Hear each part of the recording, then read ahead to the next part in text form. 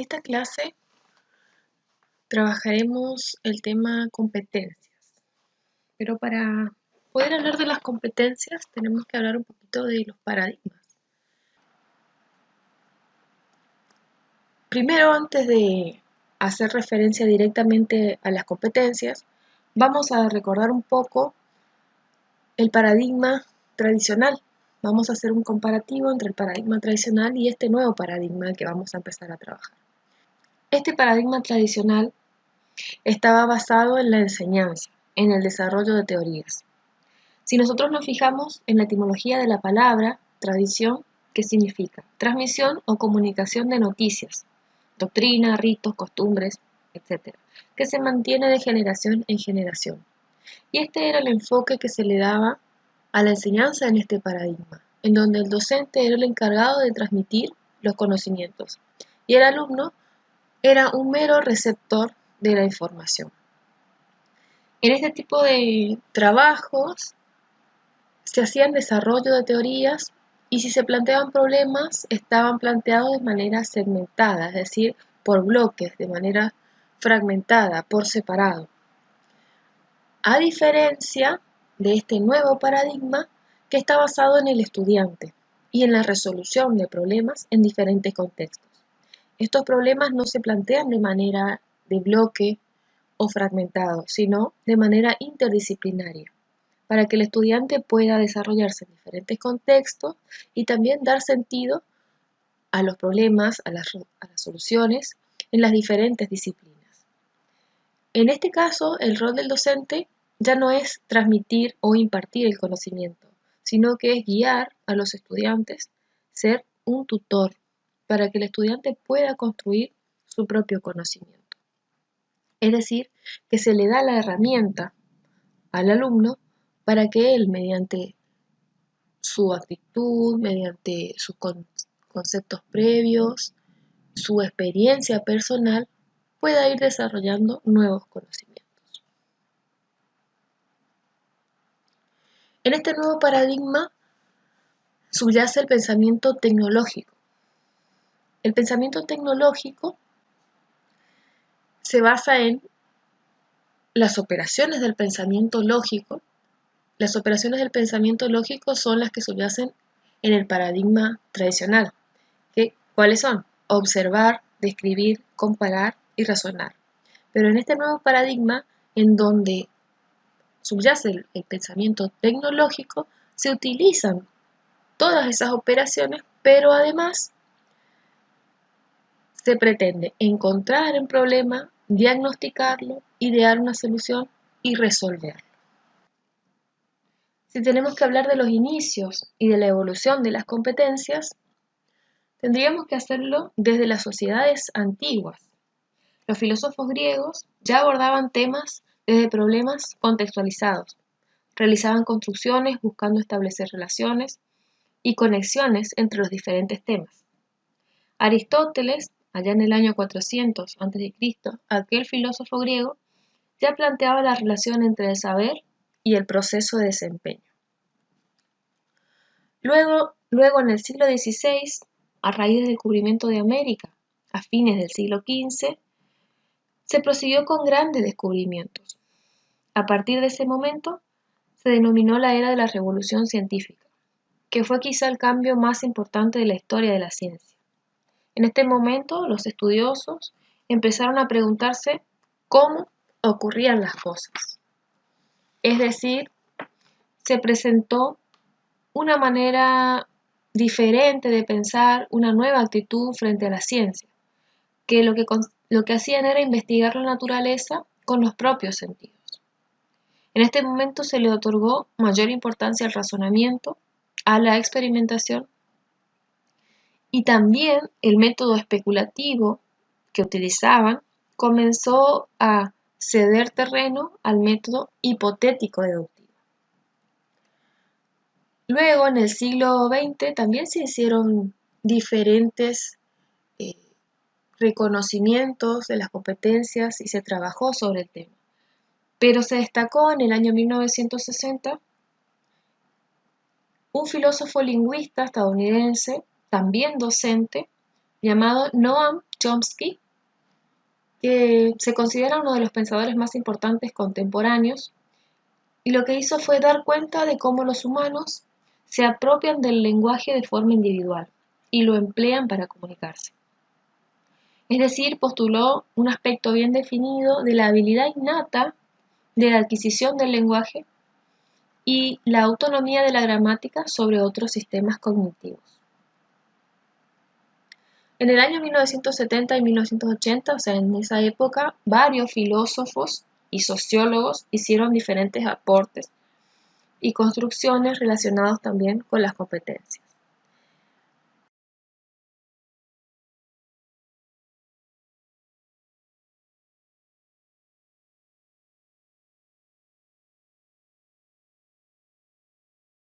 En el año 1990 sucedieron diferentes situaciones muy relevantes para las competencias. Primero, que emergió el paradigma de la gestión empresarial, el modelo económico de la tecnoglobalización, que hizo que se lleven a cabo procesos de capacitación para que los obreros y empleados incrementaran sus competencias, o sea, sus habilidades, sus destrezas para el trabajo. Y en ese momento, en esos años, la educación formal comienza a abordar metodologías innovadoras para evaluar los aprendizajes y la calidad de la educación, buscando superar las metodologías tradicionales basadas en la memorización y en la repetición mecánica de los datos.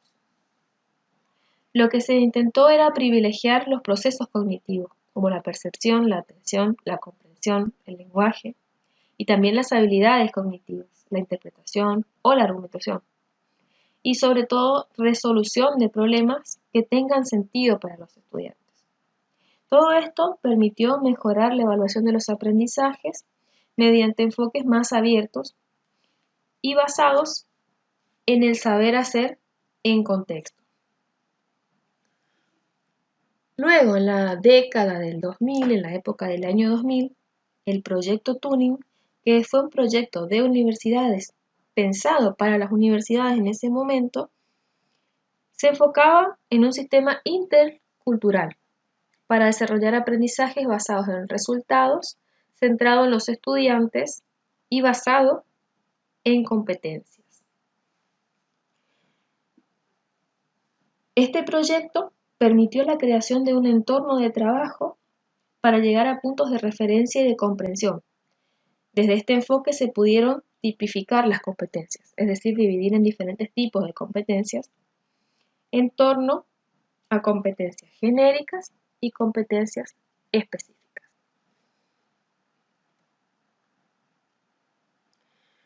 Pero después de todo lo que hemos ido viendo, podríamos decir que tenemos armado un concepto de competencia. El concepto de competencia es un poco complicado de definir directamente porque diferentes autores tienen diferentes conceptos de lo que es la competencia. Pero la mayoría de ellos coincide en que las competencias son un potencial de conductas adaptadas a una situación que permite identificar, analizar y resolver problemas de contexto en distintos escenarios y que integra el saber conocer, el saber hacer y el saber ser. El saber conocer se refiere a lo cognitivo, a los conceptos, a teorías, a hechos, a datos, es decir, a todo lo que tenemos como conocimiento. El saber hacer se refiere a los procedimientos, a las técnicas, a los métodos que tenemos para llevar a cabo diferentes acciones. Y el saber ser refiere a lo que son los valores, las normas o las actitudes con las cuales nos desempeñamos cotidianamente.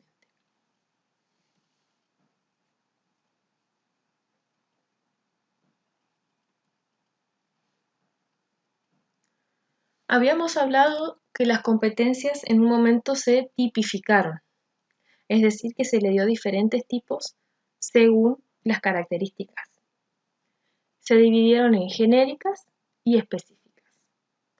A su vez, las genéricas se subdividieron en cognitivas y sociales. Las cognitivas están divididas en instrumentales, interpersonales y sistémicas. Las capacidades instrumentales son las que tienen una función instrumental, pero incluyen habilidades cognitivas, por ejemplo, las habilidades tecnológicas. Las interpersonales son las habilidades individuales relacionadas en la capacidad que tenemos, por ejemplo, para expresar los sentimientos hacia los demás, para hacer una crítica, para tener autocrítica. Y las sistémicas son las que nos permiten ver y relacionar las diferentes partes de un conjunto de situaciones, por ejemplo, verlo como un todo. Y nos permiten, por ejemplo, adaptarnos a nuevas situaciones. Y las competencias genéricas sociales son las habilidades que tenemos o que desarrollamos para comunicarnos con las demás personas, para trabajar en equipo y también para llevar a cabo acciones rutinarias. Y las competencias específicas dependen de cada disciplina. Es decir, que cada disciplina tiene sus propias competencias que permiten desarrollarse a partir del estudio de esa disciplina.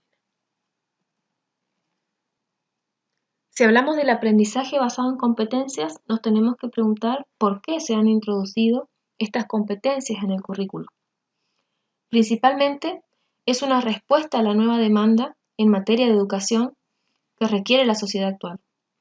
Una educación y formación que está más enfocada al desarrollo de destrezas, habilidades que resulten útiles para los jóvenes, que a la pura adquisición de conocimientos.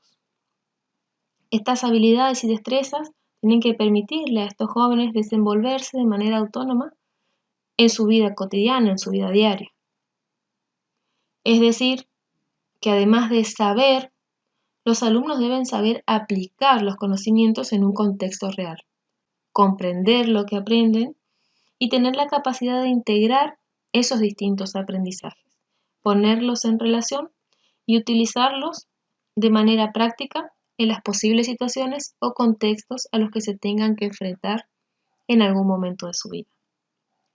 Pero la introducción de estas competencias en el currículum no afecta únicamente al diseño de las áreas de aprendizaje, sino que también implica un cambio en la organización escolar completa, ya que ésta contribuirá también a la adquisición de competencias básicas. Las normas internas del colegio, las instalaciones, las organizaciones de la biblioteca, de cualquier espacio de la escuela, las actividades extraescolares, todo debe estar orientado a facilitar el desarrollo de estas competencias. También el trabajo del profesor es fundamental para alcanzar los objetivos marcados por las competencias básicas, además de los cambios que implica en el modo de enseñar. También deberán evaluar a los alumnos no solo por los conocimientos adquiridos, sino en la medida de que estos han contribuido a la adquisición de las competencias y se deben enfocar en una acción tutorial para poder orientar y estimular de manera personalizada el proceso de aprendizaje de los estudiantes. Es decir, que esta formación basada en competencias constituye una propuesta que parte del aprendizaje significativo y se orienta a la formación integral como condición esencial de todo proyecto pedagógico. Las competencias básicas son las habilidades o destrezas que se espera que los estudiantes hayan adquirido al finalizar su etapa de escolarización y se dividen en 8. En la competencia en comunicación lingüística se espera que los estudiantes sean capaces de utilizar correctamente el lenguaje y la comunicación, ya sea de forma oral o escrita. En la competencia matemática se espera que los estudiantes desarrollen la habilidad para utilizar y relacionar números, operaciones y también, sobre todo, el razonamiento matemático. Entender el papel que juegan las matemáticas en la vida cotidiana. La competencia en conocimiento e integración con el mundo físico es la habilidad para desenvolverse de forma autónoma en diferentes ámbitos. La competencia social y ciudadana comprende valorarse, cuidarse, aprender a comunicarse, expresar ideas, escuchar ideas ajenas, valorar los intereses individuales o grupales y también participar activamente en la vida cívica. La competencia digital es la habilidad para trabajar con cualquier medio o soporte digital. Son las capacidades que puede desarrollar de buscar, obtener, procesar información y siempre trabajarlo o transformarla en conocimiento. Y acceder a la información o transmitirla en cualquier soporte.